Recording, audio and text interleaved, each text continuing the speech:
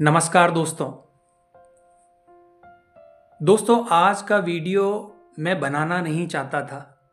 लेकिन हालात ऐसे हैं कि चुप रहना अब अपराध सा लगता है। क्योंकि आज चारों तरफ जो हो रहा है वो किसी प्राकृतिक आपदा से कम नहीं है। हर कोई कह रहा है कि युग बदल रहा है, कलयुग अपने चरम पर है। लेकिन क्या आपने कभी सोचा है कि कलयुग की शुरुआत असल में कहां से हुई थी? दोस्तों मैं आपको एक सच्चा अनुभव सुनाना चाहता हूं। एक सेशन के दौरान एक लड़की आई। वो बहुत ही मॉडर्न लुक में, छोटा टॉप, लोअर, नीचे तक खिसका हुआ, नाभि पूरी तरह से दिख रही थी और उसके पिता भी उसके साथ थे। मैं कुछ पल के लिए चुप हो गया। उस पल मुझे याद आया कि हमारे बचपन में अगर हम जरा भी ढंग से तैयार नहीं होते थे तो हमारी माँ कहती थी, बेटा बाहर जाना है, ठीक से कपड़े पहन लो, तुम अपने घर की पहचान हो। लेकिन दोस्तों आज तो मानो शालीनता को पुराना फैशन समझ लिया गया है। दोस्तों मैंने धीरे से जाकर उसे एक स्टॉल दिया और कहा, इसे ओढ़ लो बेटा। उसके पिता की नजरें जमीन पर थी। शायद वो बोलना चाहते थे पर समाज के डर से चुप थे। मैं सोचने लगा कि क्या यही आधुनिकता है? क्या अपने शरीर को प्रदर्शित करना अब सभ्यता कहलाता है? दोस्तों मैं आपसे एक छोटा सा सवाल पूछना चाहता हूं कि जब आप कोई नया मोबाइल खरीदते हैं तो क्या बिना बॉक्स या बिना कवर के लेते हैं? मुझे लगता है दोस्तों आप ऐसा नहीं करते।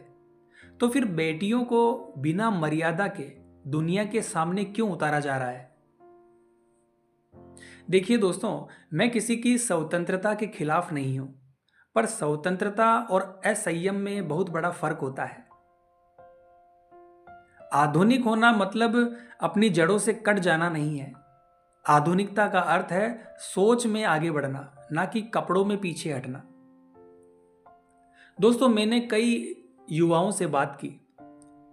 कई लड़के कहते हैं कि गुरुजी, हम खुद शर्मिंदा हो जाते हैं जब ऑफिस में कुछ लड़कियां ऐसे कपड़ों में आती है कि आंखें झुकानी पड़ती है। अब आप ही बताइए दोस्तों, ये किस युग की निशानी है? क्या ये कलयुग नहीं? दोस्तों आज रिश्ते टूट रहे हैं, विवाह कुछ महीनों में खत्म हो रहे हैं और हर जगह असंतोष है। ऐसा क्यों? क्योंकि हमने अपने संस्कारों को दिखावा समझ लिया है। हमने अपनी मातृभाषा को छोड़ दिया है और दूसरों की नकल को गर्व बना लिया है। दोस्तों क्या कभी आपने सोचा है, विदेशों में जो लोग आज भी अपनी भाषा, अपनी संस्कृति पर गर्व करते हैं। फ्रेंच लोग फ्रेंच बोलते हैं, रशियन लोग रशियन बोलते हैं, लेकिन हम ना तो अंग्रेजी के हुए और ना ही अपनी भाषा के रहे।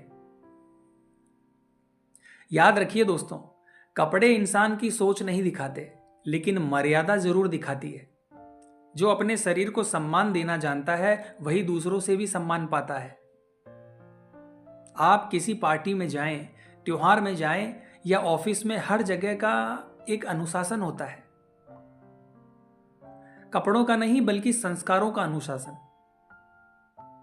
आज बहुत सी बेटियां ये भूल चुकी है कि वो सिर्फ अपनी नहीं, अपने घर की पहचान को लेकर बाहर निकलती है।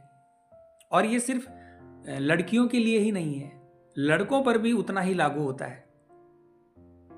जिस तरह से कोई लड़का अस्त व्यस्त कपड़ों में, बिखरे बालों में जाता है तो पहली नजर में ही लोग सोच लेते हैं ये लापरवाह इंसान है। ठीक वैसे ही जब कोई लड़की अपनी मर्यादा भूल जाती है तो समाज उसे गलत दृष्टि से देखने लगता है। दोस्तों दोनों ही गलत है, क्योंकि संस्कार सिर्फ एक पक्ष के नहीं होते। हम सबको अपने बच्चों को यह सिखाना होगा कि आधुनिक होना गलत नहीं है, लेकिन अपनी संस्कृति को छोड़ देना सबसे बड़ी भूल है। दोस्तों आप जब घर से बाहर निकलते हैं तो आप सिर्फ अपने शरीर को नहीं बल्कि अपने खानदान, अपनी शिक्षा और अपने संस्कारों को साथ लेकर निकलते हैं। तो अगली बार जब आप शीशे के सामने खड़े हों तो सिर्फ चेहरा मत देखिए, जरा सोचिए, क्या मैं अपने घर की इज्जत बनकर बाहर जा रही हूं या उसकी पहचान को मिटाने। याद रखिए दोस्तों, कलयुग की शुरुआत तब नहीं हुई जब युग बदले, बल्कि तब हुई जब शर्म ने मनुष्य के भीतर से विदा ली। दोस्तों, अगर आप भी महसूस करते हैं कि समाज में ये बदलाव खतरनाक दिशा में जा रहा है, तो अपनी राय नीचे कमेंट बॉक्स में जरूर लिखें, क्योंकि आपकी आवाज किसी और की आंखें खोल सकती है। दोस्तों, मैं आपके हर सवाल का जवाब देने की कोशिश करूंगा। तब तक अपने संस्कारों, अपनी भाषा और अपनी मर्यादा पर गर्व कीजिए। जय हिंद, जय भारत।